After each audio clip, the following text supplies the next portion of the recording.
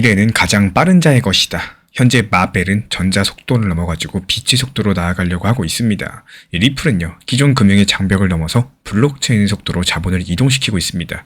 지금 전 세계 데이터랑 돈이 빛의 속도로 만나는 이런 지점에서 또 새로운 권력이 탄생하고 있다는 거. 우리 구독자분들은 과거의 속도에 머무시는 분들인가요? 아니면 빛의 속도를 질주하는 미래에 올라탈 줄 아시는 분들인가요?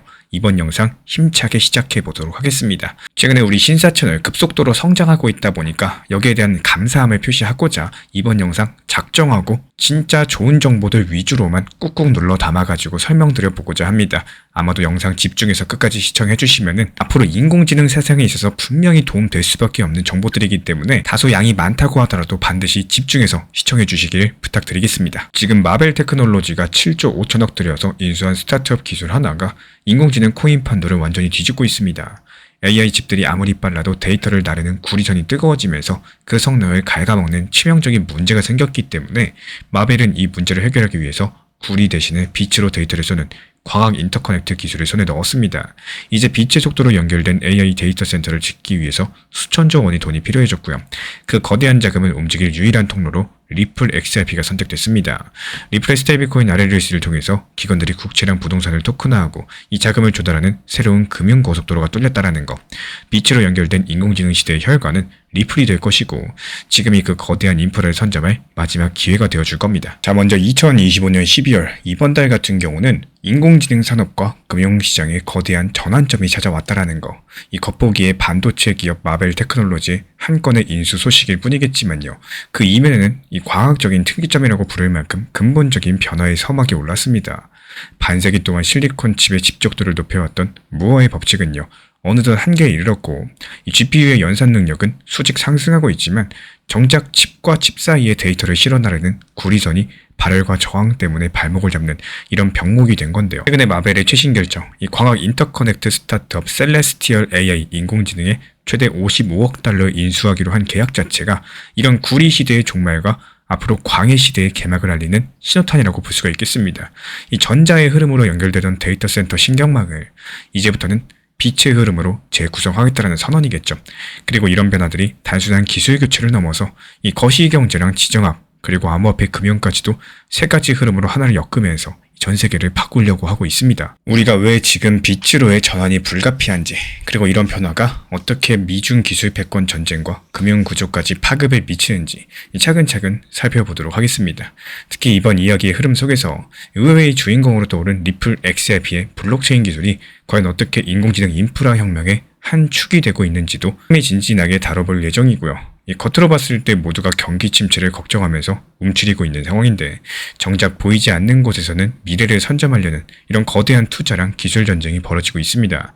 이런 모순과 구조를 이해한다면은 과연 왜 지금 이 시점이 과학적 특이점, 즉 세상이 바뀌는 변곡점인지 분명히 느끼시게 될 겁니다. 먼저 겉으로 드러난 뉴스인 마벨의 셀레스티얼 AI 인수부터 들여다보겠습니다. 2025년 12월 초 이 데이터 인프라 반도체 분야의 강자 마벨 테크놀로지는요, 광학 인터커넥트 전문 스타트업 셀레스티얼 AI를 인수하는 계약을 체결합니다. 그리고 인수 금액 구조를 뜯어보면은 이 마벨의 승부수가 얼마나 큰지 알 수가 있다라는 거. 이 마벨은 먼저 현금 10억 달러랑 자사 주식 22.5억 달러를 지급하면서 약 32.5억 달러 규모의 초기 대금을 치르기도 했습니다. 근데 여기서 끝이 아니에요. 이 계약에는 성과 연동 보상 조항이 붙어 있다 보니까 셀레스티얼 AI가 이 향후 일정한 매출 목표를 달성하면은 추가 대금을 지급하게 됩니다. 그리고 이런 조건을 모두 충족할 경우 최종 인수 금액은 최대 55억 달러까지 늘어나게 된다는 거. 우리나라 돈으로 7조 5천억에 달하는 천문학적인 금액인데요. 인생 스타트업 하나에 7조 원 넘는 가치를 책정했다라고 하니까 다소 놀랍기도 하겠지만요. 그 속사정을 보면은 시장의 기대를 읽을 수 있습니다.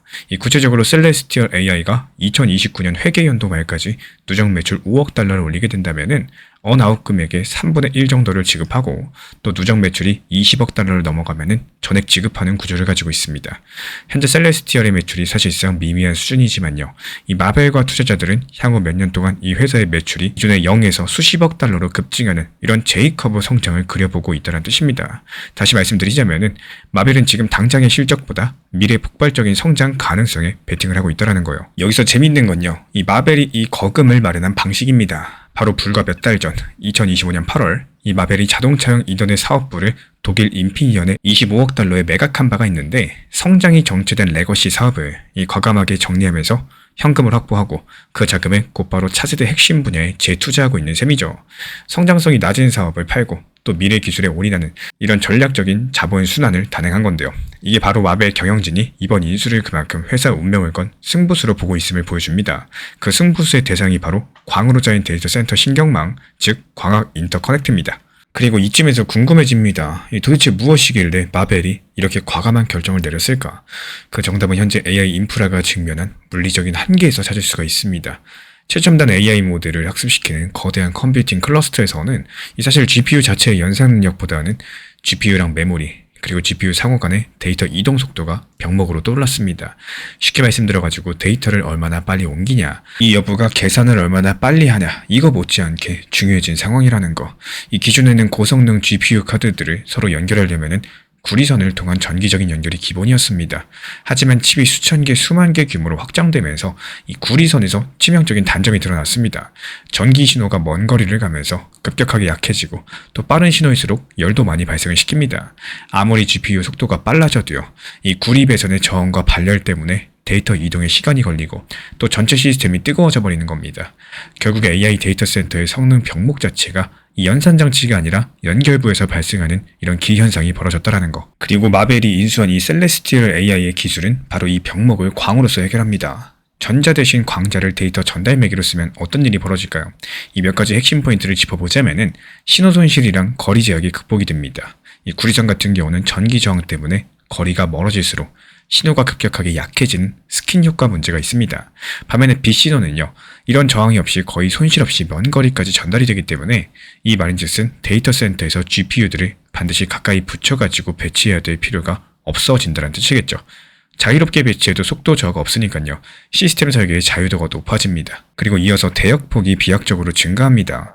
이 구리선 연결은 물리적으로 칩 가장자리에 한정된 접점들을 통해서 신호를 주고 받아야 하기 때문에 한계가 있죠. 하지만 광 인터커넥트 칩 전체 표면을 활용해서 또 수많은 광 경로를 만들 수가 있으니까요, 동일 면적 대비했을 때 이 통신량을 기존 대비 20배에서 25배 이상 늘릴 수가 있습니다. 광 케이블 한 가닥으로도 훨씬 더 많은 데이터를 한 방에 주고받을 수 있게 되는 거겠죠. 그리고 에너지 효율과 발열 개선이 있습니다. 이 고속 전기 배선 같은 경우는 엄청난 전력을 소모하고 또 열을 내는데요. 반면에 광 연결은 동일한 데이터 전송에 필요한 전력을 절반 이하로 줄일 수 있고요. 발열도 훨씬 더 적습니다. 이 전력 효율 자체가 2배 좋아진다는 것은 최근에 심각하게 거론되고 있는 데이터 센터 전력 부족 문제를 해결할 수 있는 열쇠이기도 합니다. 이어서 지연 시간이 극적으로 단축됩니다. 이 전기 신호가 저항을 뚫고 가는데 시간 지체가 있는데요. 빛은 말 그대로 빛의 속도로 가기 때문에 광학 네트워크에서는 신호 전송 지연을 나노초 단위로 줄일 수 있다 보니까 이 대규모 분산 AI 모델도 거의 실시간으로 서로 통신하면서 학습하고 추론까지도 가능하겠죠. 이런 변화들은 한마디로 하드웨어의 판을 다시 짜는 것과도 같습니다. 특히 메모리 장벽의 붕괴를 가능하게 한다는 점에서 아주 혁신적인데요. 기존 시스템에서 GPU가 자기 바로 옆에 붙은 HBM에만 빠르게 접근이 가능하고 또 그 외에 더 큰 메모리에 접근하려면 속도가 크게 떨어졌는데, 이 셀레스티얼 AI의 광학 기술을 활용하면 수천 개에 이르는 GPU들이요, 서로 멀리 떨어져 있는 거대한 메모리 풀을 마치 자신의 로컬 메모리처럼 이 공유가 가능하게 된다는 거.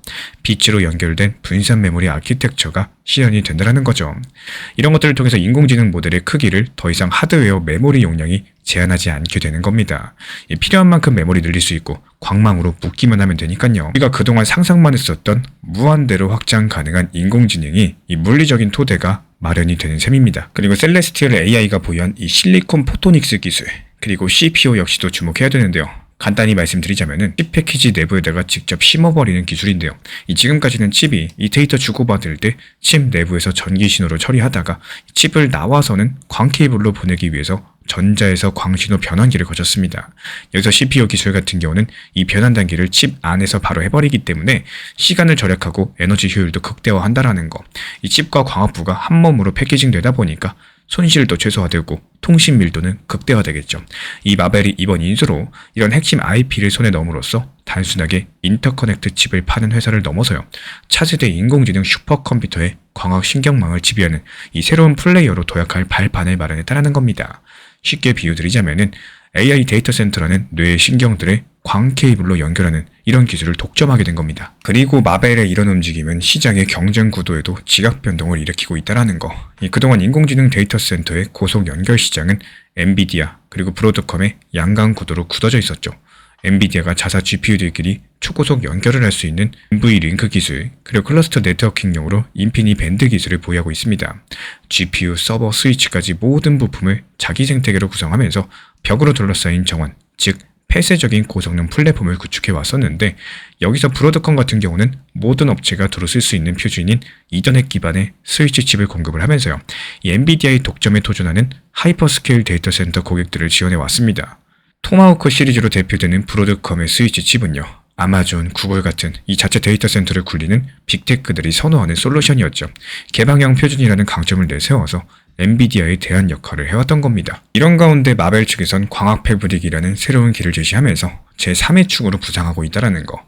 이 셀레스티얼 AI 인수를 통해서 마벨은요, 광신호로 칩들을 촘촘히 연결하는 독자적인 기술을 손에 넣었고, 이런 것들을 개방형 패브릭 형태로서 시장에 제공하고자 합니다. 이게 과연 무슨 뜻일까요? 이 엔비디아처럼 자기 GPU랑 자기 스위치만 쓰라고 강요하지 않고요, 아마존, 구글, 마이크로소프트 같은 이런 기업이 자체 개발한 인공지능 칩이다라고 할지라도 마벨의 광학 인터커넥트로 모두 연결할 수 있게 해주겠다는 겁니다. 다시 말씀드려서 엔비디아의 NVLink 없이도 수만 개의 칩을 초고속으로 묶을 수 있는 이 중립적인 연결망을 제공하는 것이 현재 마벨의 전략이라는 거. AI 인프라를 준비하는 입장에선 이 특정 업체의 기술에 중독되지 않으면서도 최고의 성능을 낼 수 있는 솔루션이 생긴다는 의미겠죠. 이렇게 마벨은 스스로를 반 엔비디아 연합의 핵심 무기 공급상 위치에 올려놨습니다. 인공지능 패권을 노리는 빅테크 기업들은요, 더 이상 엔비디아에만 의존할 필요가 없었고 마벨과 손잡아서 자체 생태계를 강화할 수 있게 됩니다. 반대로 엔비디아 입장에서는 이 마벨이라는 강력한 변수가 등장했죠. 독점적인 지위를 위협하는 셈입니다. 브로드컴도 마벨의 광기술 도전에 직면했는데요. 결국에 데이터 센터 연결성 시장이 엔비디아 대 브로드컴 대 마벨까지도 이 3파전으로 재편되고 있다는 거. 그리고 이 마벨은 이번 인수를 통해서 기술적으로 한 발 앞선 광학 중심 패러다임을 쥐었기 때문에 이 기존 구도에 큰 파장을 일으킬 것으로 보여지고 있습니다. 그렇다면 여기서 조금만 시야를 넓혀보겠습니다. 이에 따른 지정학적인 파장은 어떻게 될까요? 2025년 현재 이 미국과 중국 간의 기술 패권 경쟁은 갈수록 치열해지고 있죠. 또 새로운 국면으로 접어들고 있다는 거. 이 불과 얼마 전까지만 해도 전쟁의 초점이 누가 더 미세한 공정의 반도체 칩을 만드느냐, 즉 로직 반도체 공정 기술, 예를 들자면 3나노 같은 게 있겠죠. 여기에 초점이 맞춰져 있었는데, 이 미국이 첨단 노광 장비에 중국 반입을 막았고 중국은 국산화로 맞서고 있습니다. 그런데 미국의 강력한 수출 통제 앞에서 이 중국의 쉽사리 최첨단 로직 칩 격차를 좁히지 못하면서 전략적인 우회로를 모색하기 시작을 했다는 거. 바로 오늘 이야기의 주제와 맞닿은 이 실리콘 포토닉스 분야입니다. 이 중국이 왜 광학칩에 주목하느냐를 이해하려면은 앞서 언급드린 포인트를 상기하셔야 됩니다. 광학 인터커넥트 기술은 칩 자체의 트랜지스터 집적도보다 이 광신호의 정밀 제어가 핵심인데요. 다시 말씀드리자면 칩 설계 철학이 이 기존 디지털 로직과 다르고 생산 공정도 굳이 3mm 같은 이 초미세 공정이 아니어도 가능합니다. 45mm나 90mm급의 구형 반도체 장비만으로도 충분히 세계적인 광학칩을 만들 수 있다는 거죠.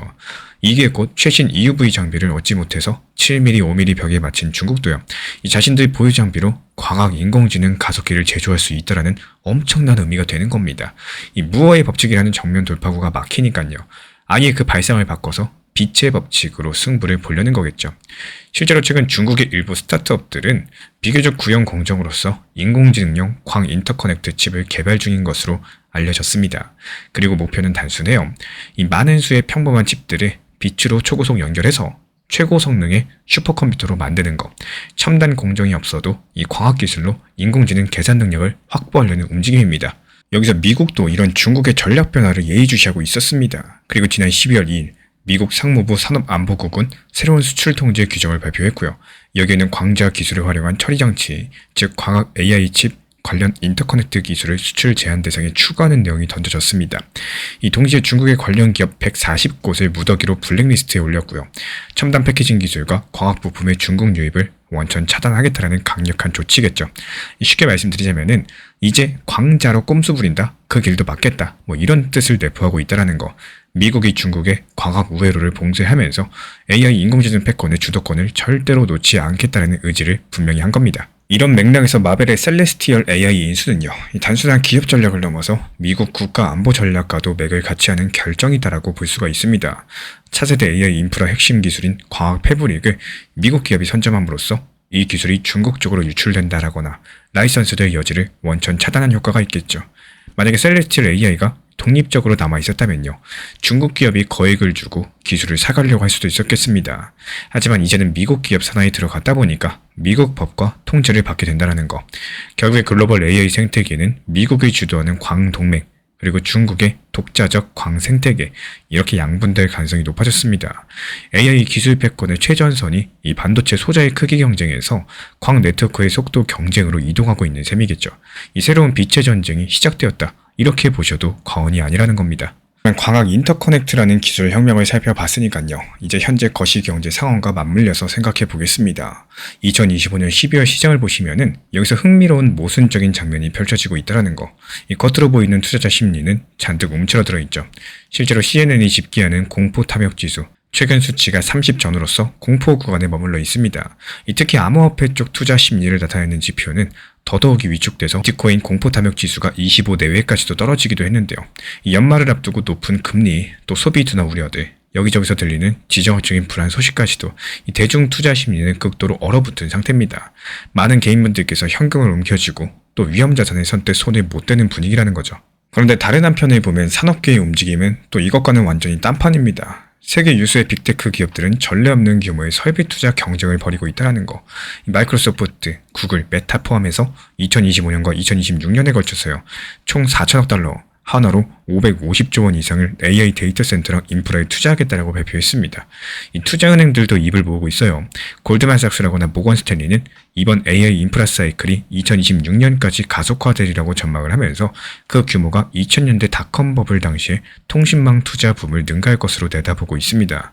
실제로 올해 하반기부터 미국 곳곳에서 이 대규모 데이터 센터 건설이 동시다발적으로 진행 중에 있고요. 관련 장비 수주는 몇 년치 풀가동 예약이 꽉 차 있다는 소식도 들립니다. 겉으로 봤을 때 경기 침체를 걱정하는 목소리가 크지만요, 정작 산업 현장에서는 미래를 위한 인프라 구축 돈잔치가 벌어지고 있다는 겁니다. 이렇게 양극화된 풍경을 두고 이중 경제라는 표현을 쓰기도 합니다. 일반 소비 그리고 자산시장 측면에서 봤을 때 다들 긴축하고 불안해하지만요, 이 핵심 산업 인프라 분야에서는 오히려 자금이 홍수처럼 몰리는 이런 기현상이죠. 왜 이런 일이 벌어질 수가 있을까요? 아마도 AI 패권 경쟁이 이 국가랑 기업들한테 지금 투자를 미루면 영원히 뒤처진다, 이런 위기감을 불러일으킨 결과일 겁니다. 이 고금리건 저금리건 상관없이요, 정해진 미래, 이건 AI 시대겠죠. 여기에 대비한 필수 투자는 무조건적으로 강행되고 있다는 거. 그래서 전력망, 데이터 센터, 반도체 같은 분야, 이 경기 사이클을 초월한 구조적인 성장 국면에 이미 진입을 했습니다. 다시 말씀드리자면은 돈이 겉으로는 안 도는 것 같아도 실제로 알고 보면은 곳곳에서 인프라 구축과 관련된 자산으로 이 거대한 자금 이동이 이미 일어나고 있다는 뜻입니다. 그리고 이걸 투자자 관점에서 보자면 이런 괴리들이 위기이자 곧 기회겠죠. 많은 분들께서 시장 전체의 공포지수에만 매몰되어 있을 때 당장 미래 산업의 쌀격인 인프라 기업들의 주가는 상대적으로 눌려있을 수 있다는 거. 하지만 일단 심리가 풀리고 나면은 이들 자산은 진가를 발휘하면서 빠르게 재평가될 가능성이 높겠습니다. 실제로 최근 몇 달 동안 지지부진하던 마벨, 엔비디아 같은 종목들, 이번 마벨의 광학칩 인수 소식 이후에 슬금슬금 힘을 받는 모습이죠. 남들이 두려워할 때 핵심 자산에 투자하라, 이런 투자 격언이 떠오르는 대목입니다. 물론 함부로 낙관해서도 안 되겠지만요, 현재의 공포 구간이 오히려 핵심 인프라 자산을 합리적인 가격에 모을 수 있는 전략적인 기회의 창일 수 있다는 점은 염두에 둘만 하겠습니다. 이 광학 인프라의 시대가 열리면서 함께 변화하는 또 하나의 축이 있으니까요, 이게 바로 금융 아키텍처입니다. 인공지능 AI 슈퍼컴퓨터를 건설하고 또 굴리는 일에는 천문학적인 돈이 드는데 이런 것들을 조달하고 운영하는 방식도 과거랑 달라지고 있다는 거. 여기서 놀랍게도 블록체인, 특히 리플 XRP 생태계가 상당히 중요한 역할을 하기 시작을 했습니다. 어쩌면 기술과 금융의 가장 첨단 영역이 만나는 접점이라고 할 수가 있는데요. 쉽게 말씀드리자면은 AI 인프라 구축에 필요한 거액의 자본을 블록체인 기반으로 조달하고 운영하는 흐름이 나타났다는 거. AI 데이터 센터 하나 짓고 장비 채우는데 수조 원이 필요합니다. 전통 금융 시스템으로 글로벌 자금을 움직이고자 한다면은 절차도 복잡하고 시간도 오래 걸리죠. 하지만 2025년 현재 이 리플 레저는 단순 해외 송금 네트워크를 넘어서 실물 자산 토큰화의 허브로 진화하고 있습니다. 한번 예시를 들어볼까요? 싱가포르 기반의 오픈 에덴이라는 핀테크 기업은 리플 레저 위에 토큰화된 이 미국 단기 국채를 출시했죠. 투자자들은 여기서 리플 레저에서 달러 토큰을 주고받는 것처럼 미 국채에 투자하고 여기에 대한 이자를 얻을 수 있게 됐습니다. 리플도 역시 이런 움직임을 장려하면서 직접적으로 $10,000,000를 오픈 에덴의 토큰화 국채에 투자했는데요. 여기서 리플 RLUSD라는 기관형 스테이블 코인이 이 영국 금융당국의 인가를 받은 디지털 증권거래소 아크삭스랑 손을 잡고 발행한 이 달러 스테이블 코인이 됐습니다. 말 그대로 규제를 준수하는 기관 투자형 디지털 달러라고 볼 수가 있는데, 여기서 아크삭스가 리플과 함께 수억 달러 규모의 부동산, 채권, 이 실물 자산을 리플 레저로 가져오는 작업을 진행 중에 있다는 사실. 그리고 이런 변화가 의미하는 바는 상당히 큽니다. 이제 대형 금융기관이나 기업들이 리플 레저를 통해서 거액의 자산을 토큰화해서 이동할 수 있는 이런 길이 열리고 있다는 거. 예시를 들어보자면요. 어떤 인공지능 데이터 센터 운영 기업이 글로벌 투자자들로부터 자금을 모을 때 이 기존처럼 여러 가지 나라은행을 거치는 대신에 리플 레저 위에 증권형 토큰을 발행해서 손쉽게 자금을 유치할 수가 있습니다. 여기에 대해서 투자자들도 토큰화된 지분을 전 세계 어디서나 몇 초 만에 사고팔 수 있다 보니까 이에 따른 유동성이 높아진다는 거. 그리고 이 기업이 장비를 구매한다거나 해외 공급업체 대금을 지급할 때 리플 레저 기반 디지털 달러나 XRP로 3에서 5초 만에 결제를 끝낼 수 있습니다. 말 그대로 복잡한 환전이라거나 몇 날 며칠씩 걸리는 국제 송금을 대체할 수 있는 효율적인 금융 수단이 되고 있다는 거죠. 게다가 리플 레저는 기술 업그레이드를 통해서 이런 기관형 금융 기능을 크게 강화했는데요. 탈중앙화 거래소의 자동화 마켓메이커 기능이 추가되면서 다양한 토큰의 유동성을 온체인에서 확보할 수 있게 됐고, 탈중앙 신원 증명 기술도 도입되면서 거래 참여자의 신원 인증, 그리고 권한 관리까지도 지원합니다. 특히나 여기서 주목하셔야 될 거는 다목적 토큰 표준의 도입입니다. 이 MPT 표준은요, 토큰 발행됐을 때 화이트리스트, 그리고 동결이나 환수 권한 같은 여러 가지 규칙을 코딩해 넣을 수 있도록 합니다. 이런 게 바로 증권형 토큰이라거나 기관 간의 거래의 필수적인 기능들인데요.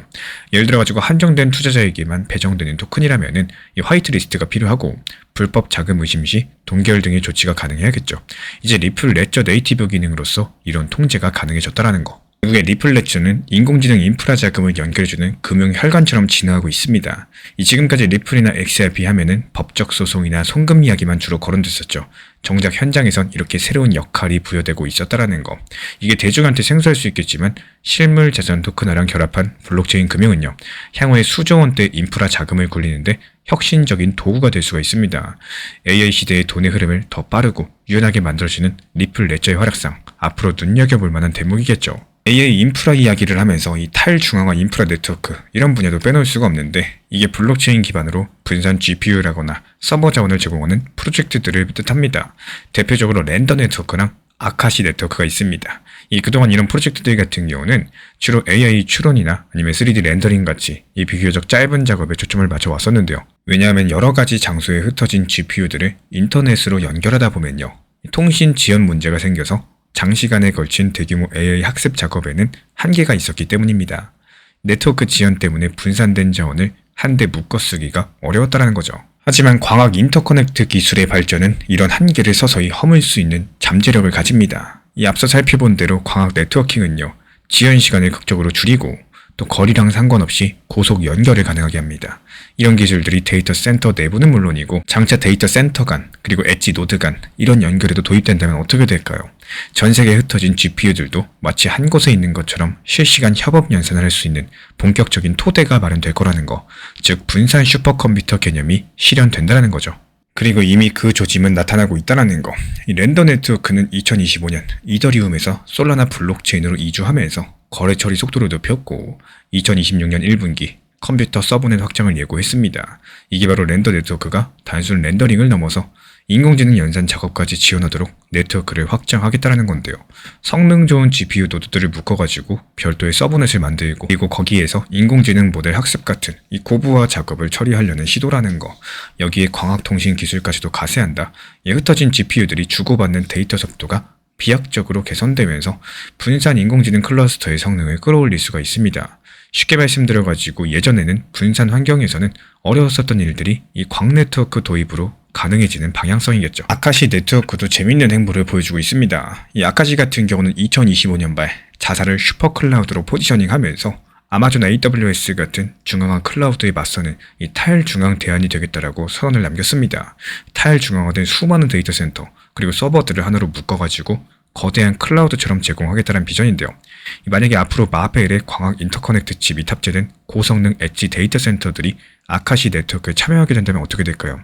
현재 중앙화 클라우드와의 성능 격차가 크게 줄어들면서 더 저렴한 비용에 준동일한 성능을 제공하는 이 탈중앙 클라우드가 현실화될 수 있겠습니다. 이게 기업들 입장에서 비용만 저렴하면 분산 인프라를 쓰는데 거부감이 없을 테니까요. 광학혁명이 탈중앙 인프라에도 낙수 효과를 미치면서 인공지능 합세 시장의 판도를 바꿀 수 있게 될 겁니다. 이치로 연결된 AI 시대는요, 이 기존 중앙 집권형 플레이어들 뿐만 아니라 분산 네트워크 플레이어들에도 새로운 기회를 열어주고 있습니다.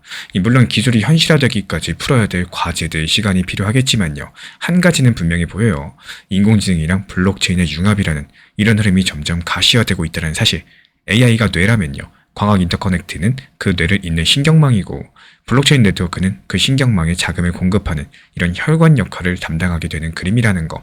기술과 금융의 최첨단이 또 하나의 생태계를 이루어서 돌아가는 이런 모습들이 머지않아 현실이 되어줄 겁니다. 그렇다면 앞으로의 전망을 단기, 중기, 장기 관점에서 정리해 보도록 하겠습니다. 먼저 1개월 내 단기로는 상당한 변동성이 예상될 수밖에 없겠죠. 특히나 암호화폐 시장 같은 경우는 연말 특유의 세금 손실 처림에도 이런 영향으로 계속 소강 상태라거나 약세를 면치 못할 수도 있겠습니다. 앞서 말씀드린 공포 심리가 연말까지는 투자자들을 짓누를 공산이 크다라는 거고, 여기에 미국의 과학기술 수출 통제가 실제로 발효가 되면서 관련 공급망 기업들의 혼란이 발생할 수 있다는 거.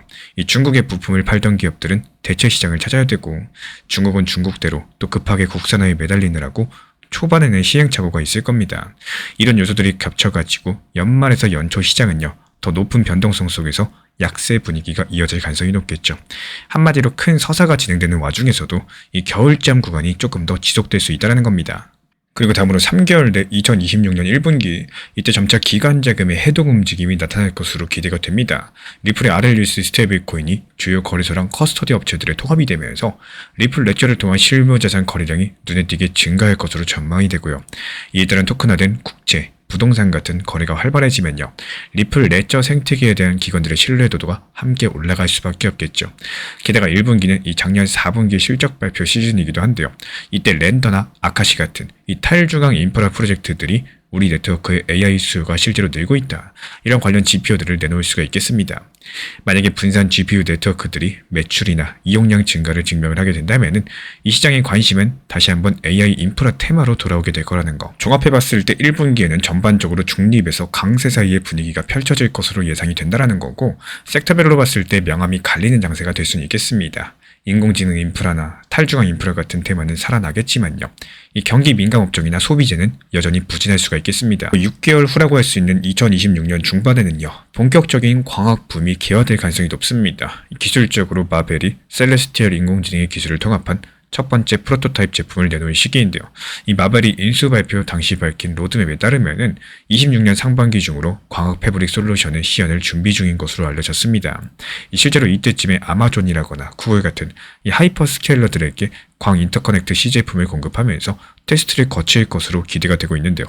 거시경제 측면에서 2026년 중반 정도면은 이 미국 연준이 긴축을 완화하거나 금리 인하 가능성을 시사할 시점이 다가온다라는 거. 만약에 인플레이션이 잡혀가는 확신이 선다? 그렇다면 높았던 금리가 드디어 내려갈 수 있다, 이런 전망이 나오면서 위험자산 선호 심리가 강력하게 되살아날 거고, 이 금리가 내려간다라는 기대감만으로도 성장주랑 암호자산에는 탄력이 붙곤 하겠죠. 게다가 이때쯤에 리플 레저 기반의 인프라 금융 모델의 실제 사례로 등장할 수가 있겠습니다. 어떤 데이터 센터 개발 프로젝트가 리플 레저에서 펀딩에 성공을 했다라거나 RLUSD 스테이블 코인이 국제결제의 대용으로 쓰였다라거나 이런 뉴스가 나올 수가 있겠습니다. 이게 암호화폐 시장에도 새로운 모멘텀이 되어줄 거기 때문에 결국 6개월 뒤에는 전반적인 강세장, 그 중에서도 인프라 자산 주도 랠리가 펼쳐질 확률이 높아 보인다라는 거.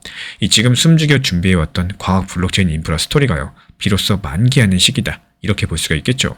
거시 불안이랑 산업호황이 엇갈리는 환경에서는요, 바벨 전략이 유효하다라는 조언이 많이 나옵니다. 이 바벨 전략 같은 경우는 양쪽 끝에 무거운 줄을 단 역기처럼요, 이 포트폴리오 한쪽에 매우 안전한 자산을 넣으시고 또 다른 한쪽에 고위험, 고성장 자산을 담는 방식입니다. 중간 정도의 평범한 자산보다는 양극단에 집중하는 거죠.